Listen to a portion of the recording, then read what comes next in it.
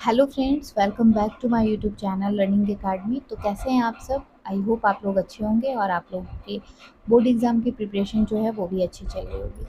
तो आज की क्लास में, आज के इस वीडियो में हम लोग बिहार बोर्ड कक्षा 10वीं के गणित के विषय का एक्सरसाइज 9.1 का, चूँकि चैप्टर 9 में हमारा जो है वो एक ही एक्सरसाइज है 9.1। तो 9.1 का प्रश्न संख्या जो है हम लोग 11 सॉल्व करने वाले हैं आज के इस वीडियो में। ठीक है, चूँकि प्रीवियस जितने भी वीडियो मैंने लाए हैं उसमें मतलब 10 प्रश्नों को सॉल्व कर लिया है, जिसका लिंक आपको नीचे डिस्क्रिप्शन बॉक्स में मिल जाएगा। अगर आपने नहीं देखा और अगर आप सॉल्यूशन इसका चाहते हैं कि आपको मिले, तो ये सारे प्रश्नों का सॉल्यूशन हमने करवा दिया है। ठीक है, सॉल्व करवा दिया है इन सारे प्रश्नों को। तो उसका लिंक आपको नीचे डिस्क्रिप्शन बॉक्स में क्लास 10 एक्सरसाइज 9.1 के प्लेलिस्ट में मिल जाएगा। ठीक है, तो आप लोग जा कर के देख सकते हैं। तो चलिए बिना टाइम वेस्ट किए आज का ये वीडियो स्टार्ट करते हैं और प्रश्न संख्या 11 सॉल्व करते हैं। और हमेशा की तरह आप सभी बच्चों से छोटी सी रिक्वेस्ट है कि आप लोग जितना हो सके क्लास को शेयर कर दीजिए, लाइक कर दीजिए, और चैनल पर पहली बार विजिट कर रहे हैं तो चैनल को भी सब्सक्राइब कर लीजिए, जिससे आने वाले हर वीडियो के, हर लाइव क्लासेस के नोटिफिकेशन आपको समय समय पर मिलती रहे। तो आइए आज का वीडियो स्टार्ट करते हैं। फ्रेंड्स, यहाँ पे कह रहा है कि एक नहर के एक तट पर एक टीवी टावर ऊर्ध्वाधरता खड़ा है। टावर के ठीक सामने दूसरे तट के एक अन्य बिंदु से टावर के शिखर का उन्नयन कोण 60 डिग्री है, और इसी तट पर इस बिंदु से 20 मीटर दूर और इस बिंदु को मीनार के पाद से मिलाने वाली रेखा पर स्थित एक अन्य बिंदु से टावर के शिखर का उन्नयन कोण 30 डिग्री है। यहाँ पे वो फिगर दिया हुआ है। टावर की ऊंचाई और नदी की चौड़ाई जो है वो हमें यहाँ पे ज्ञात करनी है। ठीक है फ्रेंड्स, तो इस प्रश्न में हमें टावर की ऊंचाई, ये जो टावर है इसकी ऊंचाई ज्ञात करनी है, और जो नहर है उसकी हमें चौड़ाई ज्ञात करनी है। ठीक है, तो चलिए प्रश्न जो है उसको सॉल्व करना स्टार्ट करते हैं। लेकिन उससे पहले हम आपको बता दें कि आपको एग्जाम में इस तरह का फिगर नहीं बनाना होता है।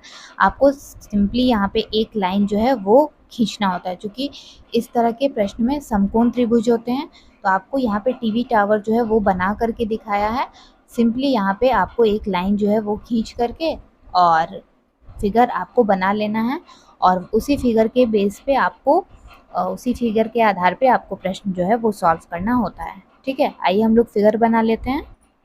तो फ्रेंड्स, यहाँ पे मैंने फिगर जो है वो बना लिया है। अब समझिएगा प्रश्न में क्या कह रहा है। तो B से C तक जो है ये नहर की चौड़ाई है।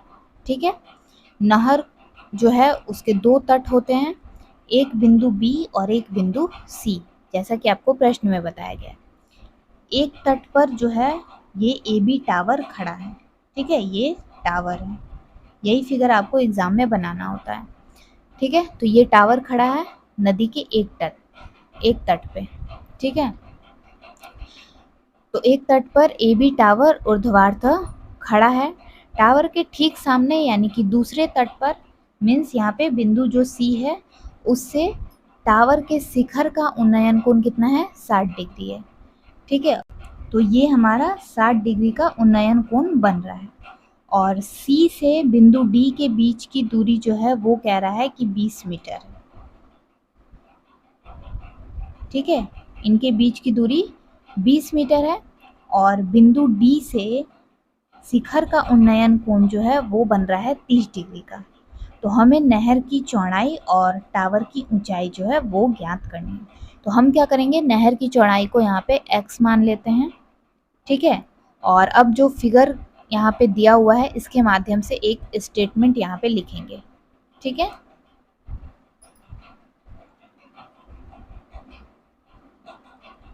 लिखेंगे माना कि AB टीवी टावर है, BC बराबर x नहर की चौड़ाई है,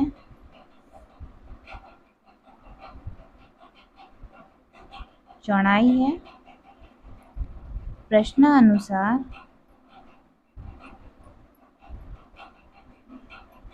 कोण ACB बराबर 60 डिग्री।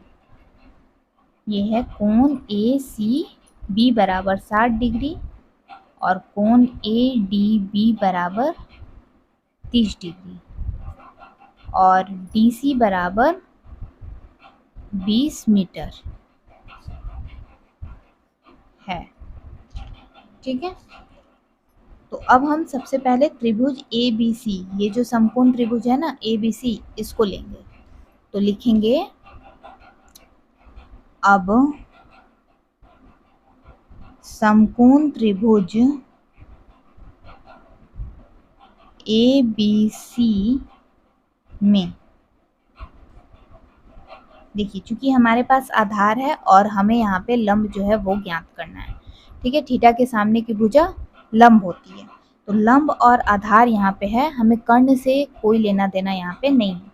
ठीक है, कोण के सामने की भुजा लंब और आधार यहाँ पे x हमने माना है, कर्ण की यहाँ पे कोई आवश्यकता नहीं है। तो लंब और आधार जो है वो त्रिकोणमितीय अनुपात में किससे रिलेट होता है?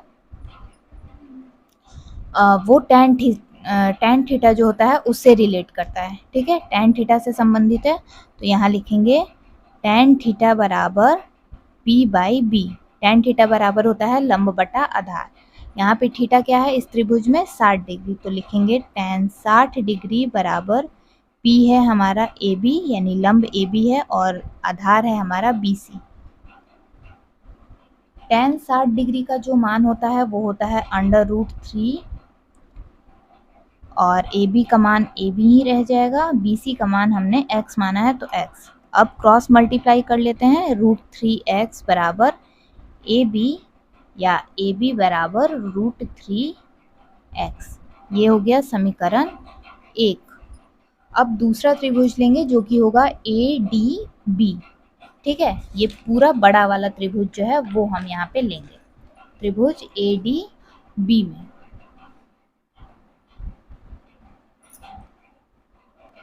सॉरी, कोण हो जाएगा ना ये, तो ADB कोण हो जाएगा, ABD हो जाएगा। ठीक है, ADB जो होगा वो कोण ADB कहलाएगा, लेकिन त्रिभुज ले रहे हैं तो ABD लेंगे। ठीक है, तो यहाँ पे लिखेंगे और समकोण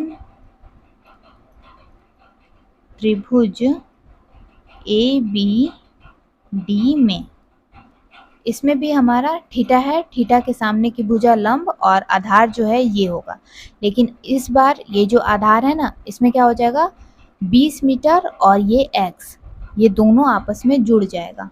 ठीक है, तो यहाँ पे लिखेंगे tan थीटा बराबर P/B। यहाँ पे 30 डिग्री है तो tan 30 डिग्री बराबर P हो जाएगा हमारा AB, और ये B जो है हमारा पूरा DB, ये पूरा जो है हमारा आधार होगा। ठीक है, 30 डिग्री का मान होता है फ्रेंड्स 1/√3, और यहाँ पे हो जाएगा AB की जगह AB, क्योंकि AB का मान नहीं दिया है, और DB का मान हो जाएगा 20 और प्लस x, या फिर x + 20 भी हम यहाँ पे लिख सकते हैं। ठीक है, अब क्रॉस मल्टीप्लाई कर लेते हैं, तो ये हो जाएगा √3AB बराबर 20 + x, और AB बराबर 20 + x बटा √3। ठीक है, तो फ्रेंड्स यहाँ हमारा जो समीकरण 1 है, ठीक है, समीकरण 1 और ये समीकरण 2 हो गया। तो समीकरण 1 में भी हमारा AB का मान आया है ना, और समीकरण 2 में भी हमारा AB का मान आया है। तो समीकरण 1 और समीकरण 2 का AB जो है दोनों बराबर ही होना चाहिए। दोनों मान जो है समीकरण 1 में AB का मान और B में AB का मान, समीकरण 2 जो है उसमें AB का मान, ये दोनों AB का मान तो बराबर ही होगा, क्योंकि AB का मान ही हमें यहाँ पे लाना है। ठीक है, समीकरण जो तैयार हुआ है वो हमारा AB, तो AB हमारा यहाँ पे दोनों समीकरण 1 और समीकरण 2 का AB जो है वो दोनों बराबर ही होना चाहिए। फिगर में जो हमारा AB है यहाँ पे हम आपको दिखा रहे हैं, तो ये हमने AB माना है, ये हमारा AB है टावर। ठीक है, तो जो समीकरण 1 है और ये जो समीकरण 2 है, दोनों में हमारा AB का मान आया है। ठीक है, तो समीकरण 1 और 2 AB का मान जो है हमारा यहाँ पे बराबर होना चाहिए। तो हम क्या करेंगे, समीकरण 1 और समीकरण 2 को बराबर कर लेंगे। ठीक है, तो यहाँ पे लिखेंगे समीकरण 1 तथा 2 से। ठीक है, ए बी का मान है हमारा यहाँ पे √3x और एक ए बी का मान है यहाँ पे 20 + x बटा √3। ठीक है,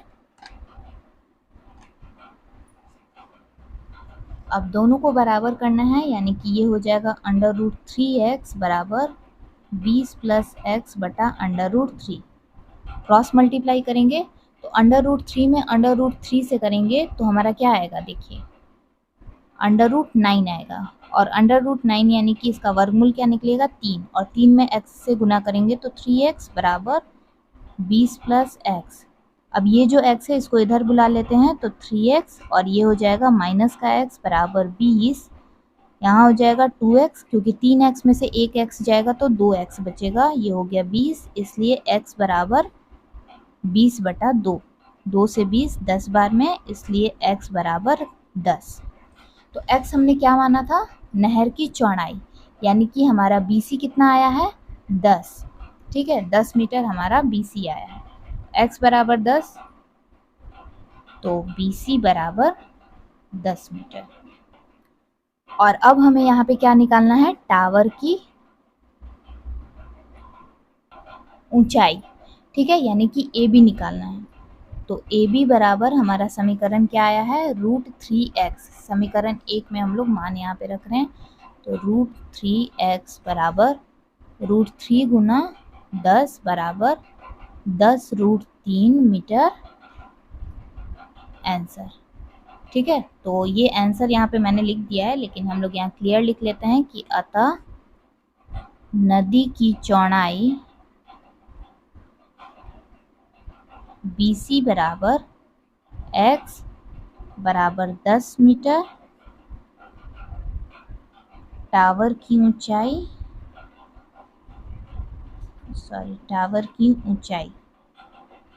AB बराबर 10√3 मीटर आंसर। ठीक है फ्रेंड्स, तो यही हमारा आंसर होगी। तो हमारा प्रश्न संख्या 11 जो है एक्सरसाइज 9.1 का वो सॉल्व हो चुका है। आई होप आप लोगों को कहीं कोई भी डाउट नहीं होगा। अगर आप लोगों को कहीं कोई भी डाउट हो तो आप लोग नीचे कमेंट सेक्शन में कमेंट करके पूछ सकते हैं, लेकिन मैंने पूरी कोशिश की है कि आप लोगों को स्टेप बाय स्टेप क्लियरली समझाऊं, और मैंने अच्छी तरह से आप लोगों को समझाया भी है। फिर भी अगर आपको कहीं कोई डाउट हो तो आप लोग नीचे कमेंट सेक्शन में कमेंट करके पूछ सकते हैं। तो फ्रेंड्स, आज की वीडियो में बस इतना ही। मिलती हूँ नेक्स्ट वीडियो में एक नए प्रश्न के साथ। और अगर आज का ये वीडियो पसंद आया हो तो वीडियो को please like, share and channel को सब्सक्राइब करना बिल्कुल मत भूलिएगा। तब तक के लिए take care, bye bye and thanks for watching.